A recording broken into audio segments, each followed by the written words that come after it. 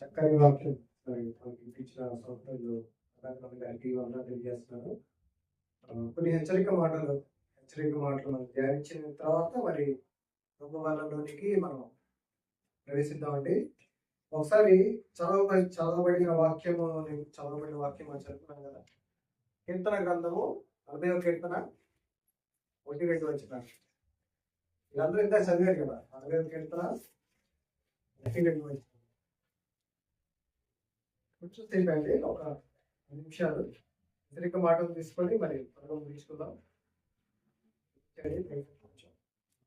యెహోవా కొరకు నేను సహనముతో కనిపెట్టుకుంటుని, ఆయన నాకు చెవియొగ్గి నా మొర ఆలకించెను.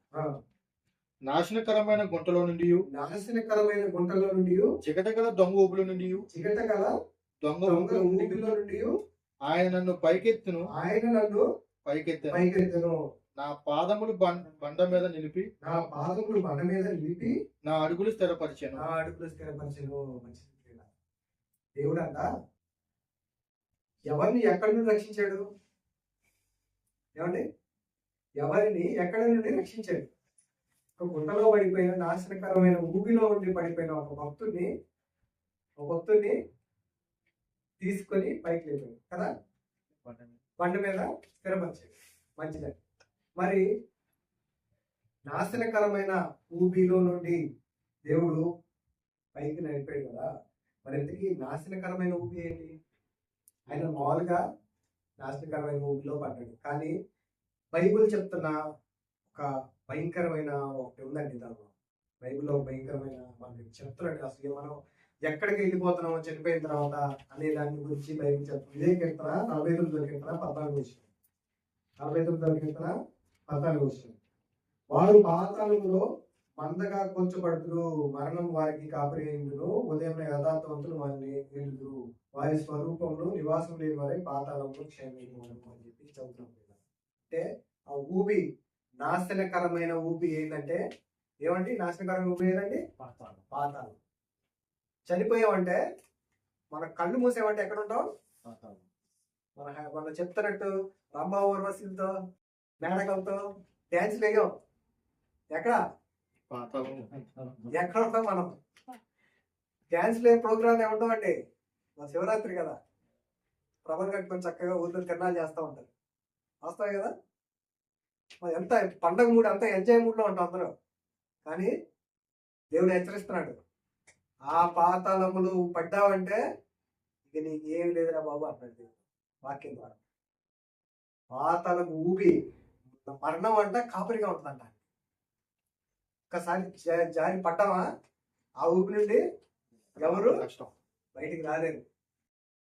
పిల్లారా. మనం అనుకుంటున్నట్టు చనిపోతే చక్కగా స్వర్గంలో మనకి మంచి చాలా ఉంటాయి అనుకుంటారు. కానీ అదే ఉండవండి. ఇక్కడ మనం పాతాళంలో బాధపడతాం. మనం చేసిన క్రియలు బట్టి పాతాళానికి వెళ్తా ఉంటాం పిల్లలు. అయితే ఈ పాతాళ కోపం నుండి భక్తుడిని ఒక ఆయన రక్షించాడు. దేవుడు రక్షించాడు కదా, కీర్తనలు కూడా చదువుకున్నాం.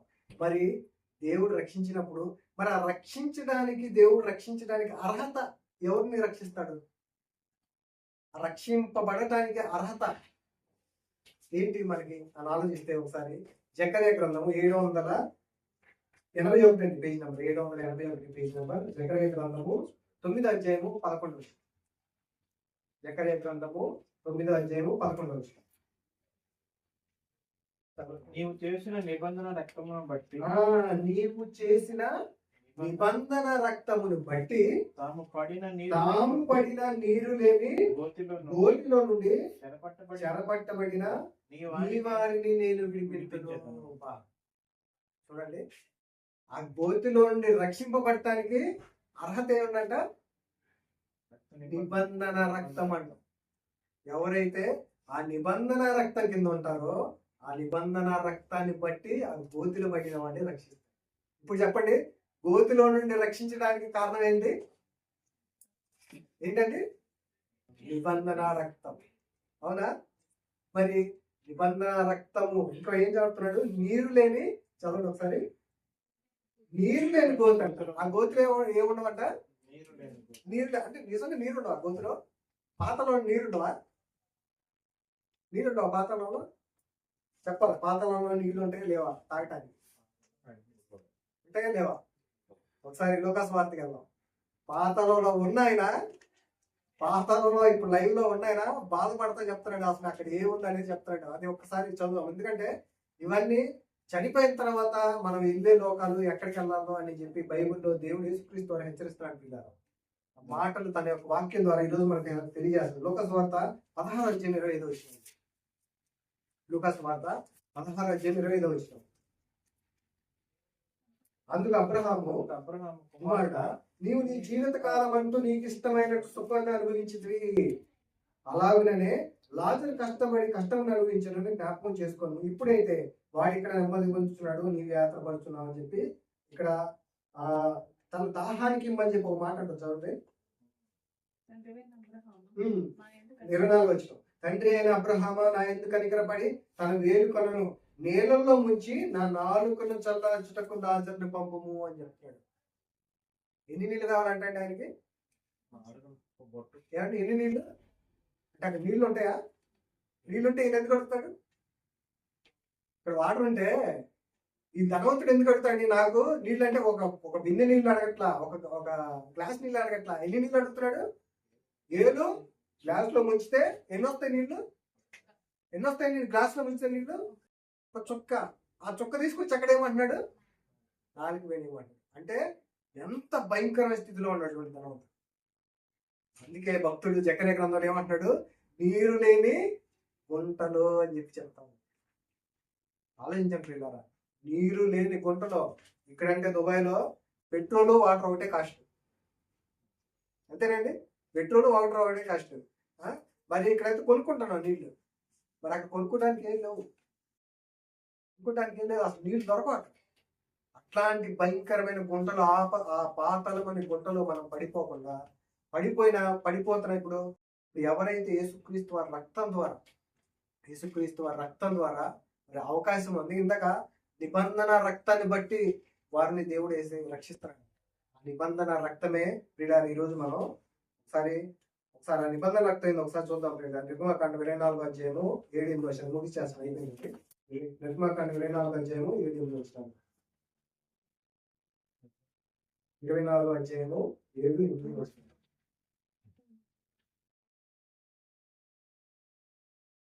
నిబంధన గ్రంథం తీసుకొని ప్రజలకు వినిపింపగా వారు యెహోవా చెప్పినవన్నీ చేయుచు విధములైన విధేయులైనమని అప్పుడు మోషే రక్తం తీసుకొని ప్రజల మీద ప్రోక్షించి ఇది ఈ సంగతుల విషయమై యెహోవా మీతో చేసిన నిబంధన రక్తం ఇదే అని చెప్పారు. ప్రియులారా, రక్తము ప్రోక్షించే ముందు ఏం చెప్తున్నాడంటే మోషే గారు ఏం చెప్తాడు? అతడు నిబంధన గ్రంథము తీసుకొని ప్రజలందరికి వినిపించాడంట. ఇప్పుడు పాస్టర్ గారు, మన కరుణాకర్ గారు ఏం చెప్పాడండి? గ్రంథంలో ఉన్న మాటలన్నీ ఏం చెప్పాడు? వివరించాడు. అవును కదా? ఇదే విధంగా మోషే గారు కూడా నిబంధన సంబంధించిన విషయాలన్నీ ప్రజలకు ఏం చేశాడంట? వివరించాడంట. వివరించిన తర్వాత ఏం చేశారంట? వివరించి వాళ్ళు ఏమంటారంటే, వారు యెహోవా చెప్పినవన్నీ చేయుచు విధేయులమై ఉందుము అని చెప్పి ప్రమాణం చేశారు. అన్నగారు మంచి మాటలు చెప్పారు కదా, ఇవన్నీ చెప్పిన మాటలు మేము దేవుని మాటలు విధేయులుగా ఉంటాము, మేము మా జీవితాల్లో ఏం చేస్తామని చెప్పి ఆనాడు మోషే దగ్గర ఉన్న ఇశ్రాయేలు ప్రజలంతా నిబంధన చేసుకున్న తర్వాతే కింద ఏం చేస్తాడు? రక్తాన్ని ప్రోక్షించాడంట. నిబంధన చేసుకున్న తర్వాత అప్పుడు మోషే రక్తం తీసుకొని ప్రజల మీద ప్రోక్షించి, ఇదిగో ఈ సంగతుల విషయమై యెహోవా మీతో చేసిన నిబంధన రక్తము అని చెప్పి రక్తాన్ని ప్రజల మీద ప్రోక్షించారు. అదేవిధంగా యేసుక్రీస్తు వారు మరి మన పాపాల విషయం అవునండి శిలువలో రక్తాన్ని ఆఖరి బొట్టు వరకు కార్చాడు. ఎందుకంటే నువ్వు ఆ నాశనకరమైన గుంటలో పడిపోతే, నీరు లేని గుంటలో పడిపోతే మరి నిన్ను ఎవరు రక్షిస్తాడు? రక్షించే వాళ్ళు కావాలి కదండి. అందుకే మనల్ని ఆ పాతాళం కొట్టుకోకుండా మరి మరణం నుండి అక్కడ మనల్ని విడిపించడానికి యేసుక్రీస్తు వారు తన యొక్క ప్రాణాన్ని, తన యొక్క శరీరాన్ని, తన యొక్క రక్తాన్ని మనకి దారిపోసాడు. దాన్ని జ్ఞాపకం చేసుకుంటూ 2 నిమిషాలు మీరు ప్రార్థనలో ఉంటూ మరి ఆ యొక్క ప్రభురాత్రి సంస్కారంలోకి మనం వెళ్ళిపోతాం. క్షమించండి, లేట్ అయిపోయింది. మోకరించే వాళ్ళు అవకాశం ఉన్న వాళ్ళు మోకరించండి.